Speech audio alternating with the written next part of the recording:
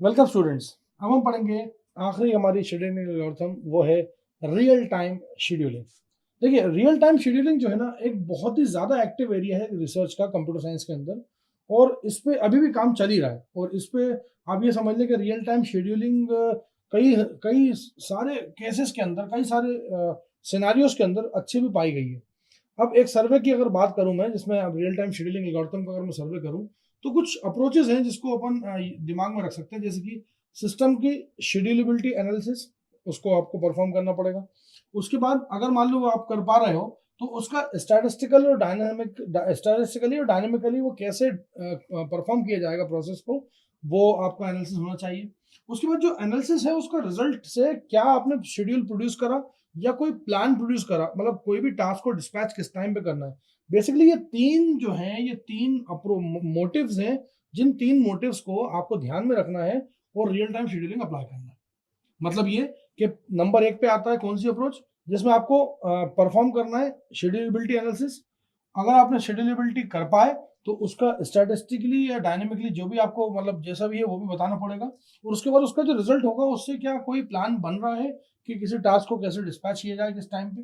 तो अब इसके लिए हमने चार अलग अलग तरह की क्लास ऑफ एल्गोरिथम्स बनाई है, जिसमें सबसे पहली और सबसे आसान एल्गोरिथम है स्टैटिक टेबल ड्रिवन अप्रोचेस। मतलब रियल टाइम एनालिसिस के अंदर, रियल टाइम अप्रोचेस के अंदर, रियल टाइम शेड्यूलिंग के अंदर ये जब स्टैटिक टेबल ड्रिवन अप्रोच आती है, तो इसका मतलब ये सिंपल सा है कि ये बिल्कुल स्टैटिक है। इसके अंदर जितने भी फिजिबल शेड्यूल्स हैं, उनको डिस्पैच किया जाता है। और इसका जो रिजल्ट होता है, उसको भी आप क्या करते हो, रन टाइम के ऊपर बचा के रखते हो। जब भी टास्क का एग्जीक्यूशन चालू होता है, तब आप उसको रखते हो। मतलब ये कि आपने पहले से ही टेबल तैयार कर रखा है, और एक स्टैटिक टेबल है, और उस टेबल के जरिए आप क्या कर रहे हो, सारी प्रोसेस को डिस्पैच कर रहे हो।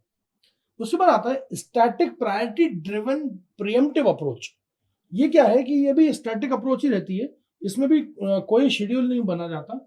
इसमें क्या होता है कि जो एनालिसिस होता है, उसकी प्रायोरिटी पे असाइन किया जाता है। जो भी टास्क की प्रायोरिटी होती है, उसकी प्रायोरिटी चेक की जाती है। और जो आपकी पुरानी टेबल ड्रिवन प्रायोरिटी जो प्रिएम्प्टिव अप्रोचेस हैं, जो प्रायोरिटी ड्रिवन प्रिएम्प्टिव शेड्यूलर्स हैं, उनसे काम हो जाता है।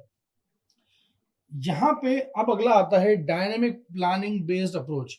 डायनेमिक प्लानिंग मतलब ये प्लानिंग क्या है, इसको पहले से आपको लेके नहीं चलना है। मतलब यहाँ पे चेंज हो सकती है, आगे पीछे हो सकती है।